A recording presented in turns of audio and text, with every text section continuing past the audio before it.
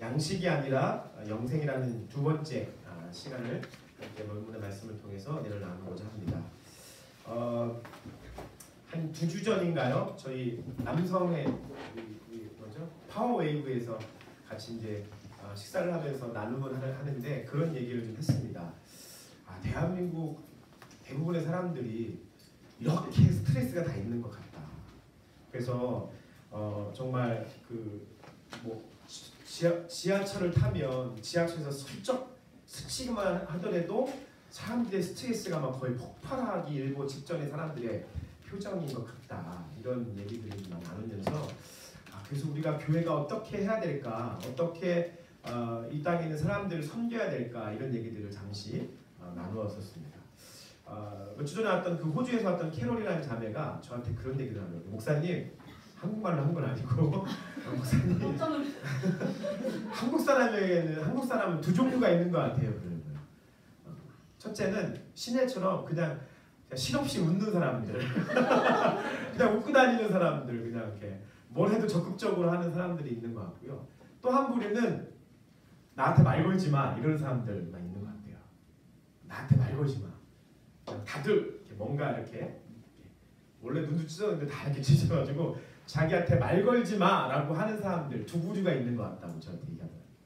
그 말이 되게 뭐 짧은 그 자매가 한국에 처음에 와서 며칠 동안 머무는 동안에 한국 사람들한테 받은 인상이 아닐까 생각합니다. 진짜 한국 사람들에게는 큰 스트레스가 있죠. 회사에 가면, 학교에 가면, 어디 가면 툭 건들면 갑자기 막 으악 소리가 날 것 같죠. 툭하면 억이 아니라 억 정도가 아니라 툭하면 진짜 하는 정도의 그런 스트레스가 있는 거죠. 지금 벌써 마음에 뭔가 확 오시는 분이 계시다면 아마 그런 스트레스가 있는 분들이 아닐까 생각해 봅니다. 소리하면 생각나는 거 좀 있지 않으세요? 하면 지금 남북 정상회담 때문에 좀 묻혔지만 땅콩하고 물컵하고 굉장히 친한 그 회사에서 있었던 한 일가의 가문이 하면 떠오르는 소리죠. 저는 그거를 좀 음성도 보고 하는 행동도 이렇게 보면서 정말 화도 나지만 굉장히 좀 이렇게 불쌍하다는 생각도 들더라고요.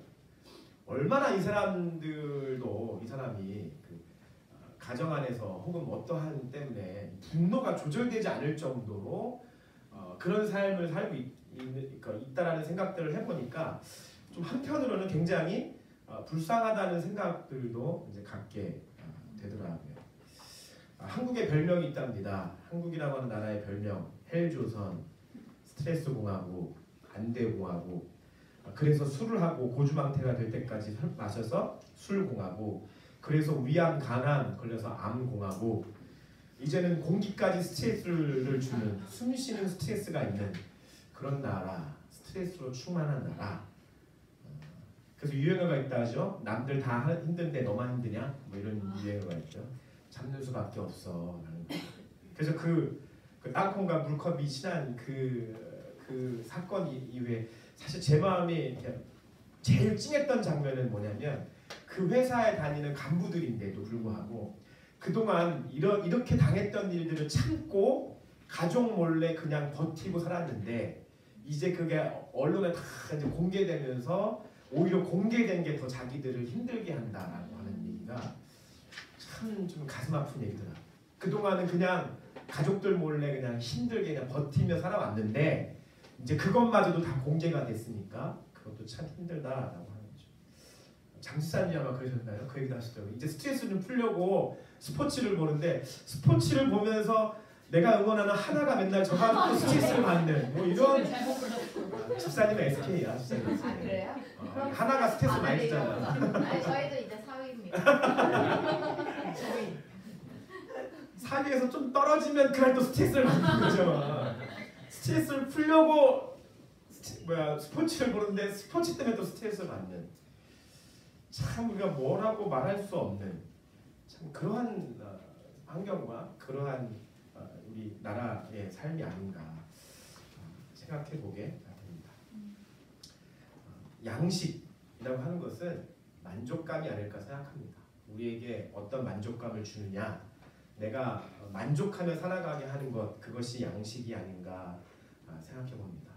한국은 식민지 시대와 전쟁의 폐허 속에서 먹는 양식, 그 만족감이 없어서 그것이 해결되면 행복할 것이라고 하는 꿈을 가지고 사실 우리 아버지 세대, 할아버지 세대들이 열심히 일하셨고요.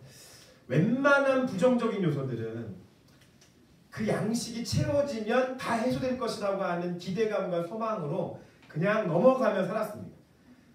조금 당해도 뭐 억울해도 사실 그런 일들이 지금 그동안 억눌렸던 것들이 다 터지는 거잖아요.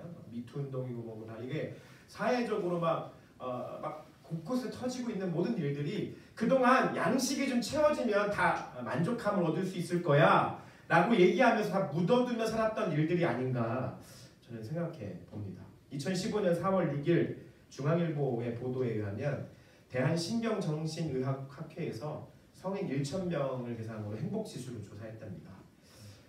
그 성인 1,000명의 행복지수가 36%가 명확하게 나는 행복하지 않다라고 대답했답니다. 36%. 뭐 얼마 안 되는 것 같지만 3명 중에 1명 이상이에요. 그러니까 여기 계신 분들 중에서 우리가 30명 모였으면 여기 중에 10명은 나는 행복하지 않아 라고 이렇게 정확하게 얘기하는 사람이라는 거죠. 3분의 1 정도는 우울, 불안, 분노 같은 정서적 문제를 경험하고 있다. 그래서 의사에게 상담 및 치료를 받고 싶은 문제가 있다라고 또한 얘기한 사람들이 42%에 해당한다고 합니다. 같은 시기에 2015년 3월 23일 한겨레 신문의 보도를 보니까 유엔에서 전 세계 143개국 행복지수를 조사했답니다. 각 나라의 성인 1,000명을 무작위로 조사했는데 100점 만점 중에서 평균 이 143개국의 평균 점수가 71점이 나왔대요. 근데 이 평균 점수가 71점인데 우리나라 몇 점 나왔느냐? 59점이 나왔대요. 59점. 순위로는 118위에 해당됩니다. 118위. 세계 경제의 11위 국가입니다. 11위. 그동안 양식이 좀 채워지면 모든 것을 만족할 수 있을 것이라고 생각하고 묻어두면서 그냥 모든 일들을 열심히 새벽부터 저녁까지 열심히 일하고 모든 것을 해내면 된다라고 생각하고 왔는데 세계 경제 11위에 대국이 됐지만 여전히 우리에게는 해결하지 못하는 인생의 만족감을 주지 못하는 행복이라고 생각할 수 없는 것들이 참 많은 것이죠. 그럼에도 불구하고 여전히 터져 있는 웅덩이를 파고 있는 것이 오늘 저와 여러분이 살아가고 있는 삶의 현실의 모습이 아닌가 생각해 봅니다. 예레미야 2장 13절 말씀을 한번 읽어볼까요? 시작.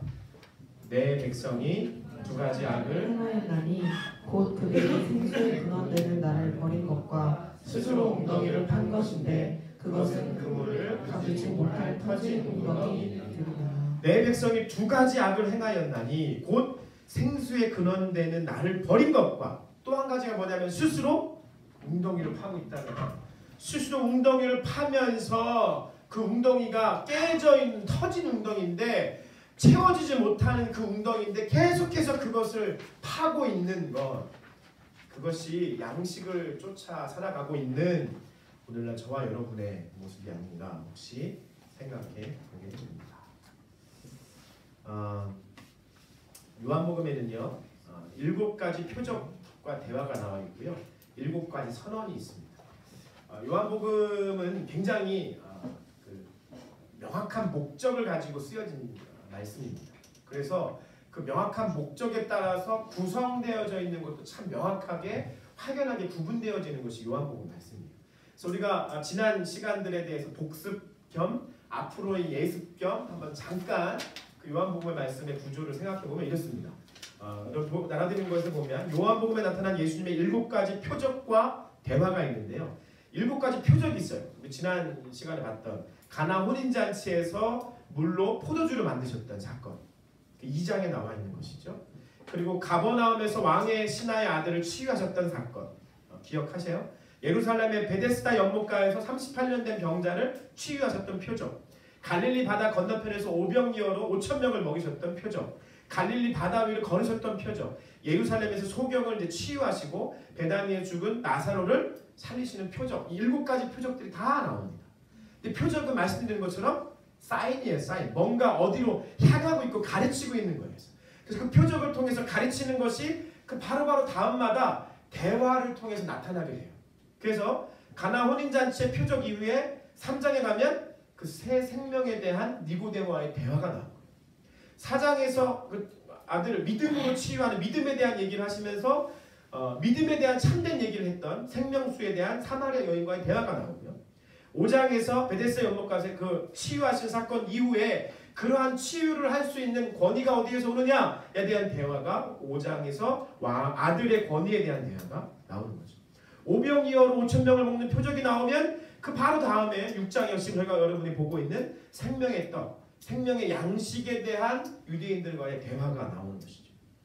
바다 위를 걸으시는 그 물 위에서의 표적 이후에 메시아의 임재와 생수의 강에 대한 대화가 7장에 나오고 소경을 눈 보지 못하는 어두운 가운데 갇혀있는 사람들을 치유하고 난 다음에 세상의 빛에 대한 대화를 하시고 죽은 나사로를 살리시기 바로 직전에 하셨던 대화가 뭐냐면 선한 목자는 양을 살리는 자, 생명을 주는 자, 그 선한 목자다라고 하는 대화를 하시고 난 다음에 거꾸로 이번에는 죽은 나사로를 살리는 것이죠. 이러한 표적과 대화 이후에 예수님께서 나는 이러한 사람이다. 헬라어로 에고 에이미라고 하는 이런 선언을 하십니다. 이 선언은 구약 성경에 우리가 예전에 하나님의 이름이라고 하는 그 말씀 났을 때 야훼, I am that I am, 나는 스스로 있는 자다 라고 하는 선언. 단순하게 나는 이런 사람이야, 나는 설명하는 정도가 아니라 이것은 선언하고 계시고 자기 자신을 계시하는 그러한 말씀들을 요한복음에서는 7가지 선언으로 말씀하고 계십니다. 그것이 오늘 해당되는 나는 생명의 떡이다. 나는 세상의 빛이다.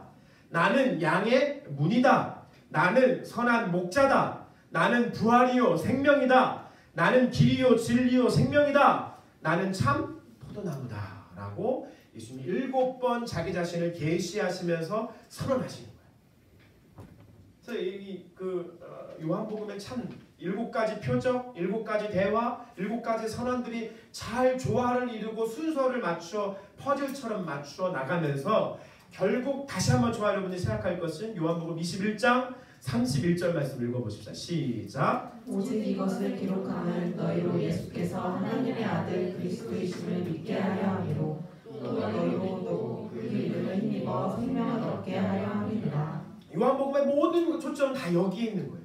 7가지 표적과 대화와 선언을 통해서 무엇을 나타내는 것입니까? 예수 그가 하나님의 아들이시요 하나님이시다라고 하는 것을 선언하고 있는 것입니다. 그래서 저와 여러분에게 7가지 표적을 보고 대화를 보고 이 선언을 읽는 저와 여러분들에게 참 구원자가 누구인지, 그가 누구이신지, 그는 하나님의 아들이요 우리를 구원한 참 메시아라는 사실에 대해서 증거해주고 있고 그 사실을 믿고 영생을 얻으라고 하는 초점으로 우리를 인도하고 있는 것입니다.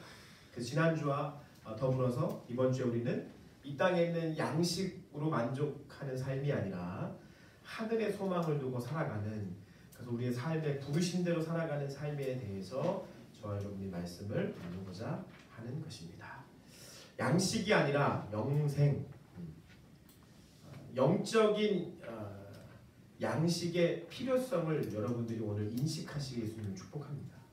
방금 우리가 대한민국의 행복지수라고 하는 것을 통해서 우리가 결론을 낼 수 있는 것은 뭐냐면 양식과 행복감은 아무런 관련이 없다는 거예요. 양식이 많으면 행복해질 것이라고 했던 모든 추측과 소망과 희망은 다 무너져 버렸다라고 하는 현실을 이 대한민국 사회의 저와 여러분의 삶을 통해서 이미 증명해 보았다는 것입니다. 그래서 경제력, 이 양식과 행복감은 아무런 관련이 없다는 결론이 되는 것입니다. 그래서 우리는 이 양식을 통해 주는 행복감이 아니라 영적인 양식에 대한 필요를 인정할 때 오늘 저와 여러분에게 이 본문의 말씀은 아주 큰 유익과 생명의 양식을 주게 될 것입니다. 생명의 양식인 예수님에게 참 만족이 있기 때문에 그렇다는 것입니다. 우리 한번 기억해야 될 것은 뭐냐면 나는 여전히 그래도 양식이 좋아.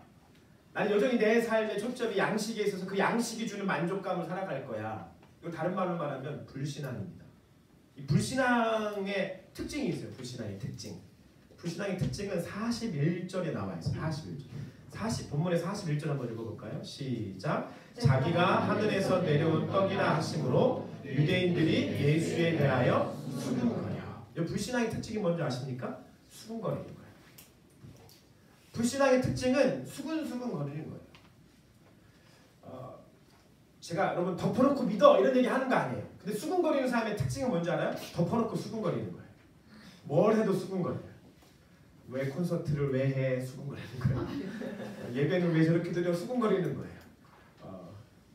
왜 야외를 왜 강릉으로 가? 수근거리는 거예요. 뭘 해도 수근거리는 거예요. 수근거리는 것은 불신앙의 특징이에요. 뭘 해도 수근거려요.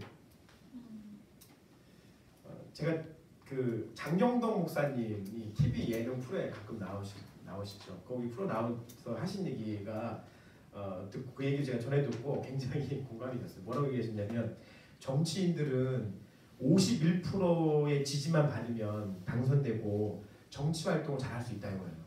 100명 중에 51명만 자기를 지지하면 선거에 당선도 되고 정치 활동을 제대로 할 수 있다는 거예요. 그런데 목사는 100명 중에 3명만 수군거려도 목회 못한다는 거예요. 100명 중에 3명만 수군거려도 목회하기 참 힘들다. 이게 일단 왜 목사님 설교에는 별로 내용이 없습니까? 왜 목사님 설교에는 자꾸 웃기려고만 하십니까?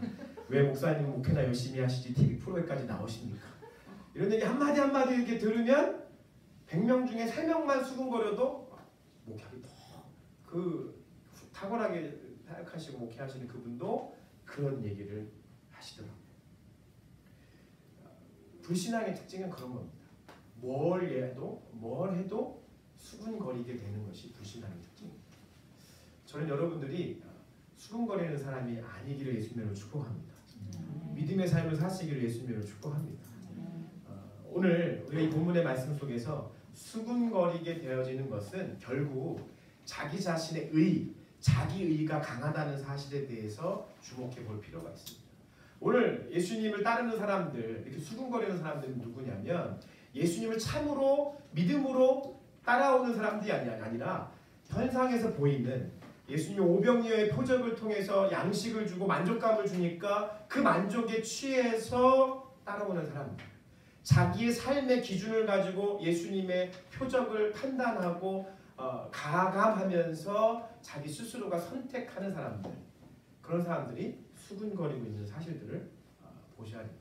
디모데후서에서는 저와 여러분 살아가는 마지막 때의 특징에 대해서 이렇게 얘기합니다. 디모데후서 4장 3절 4절 읽어볼까요? 시작. 때가 이르니 사람이 바른 교훈을 받지 아니하며 귀가 가려워서 자기의 사욕을 따를 스승을 많이 두고 또 그 길을 지기에서 돌이켜 허탄한 이야기를 따르느라. 때가 이르니 사람들이 바른 교훈을 받지 아니하고 귀가 가리워서 자기의 사욕을 따를 자기가 원하는 스승들을 많이 두고 또 그 귀를 진리에서 돌이켜 허탄한 이야기를 따르는 것.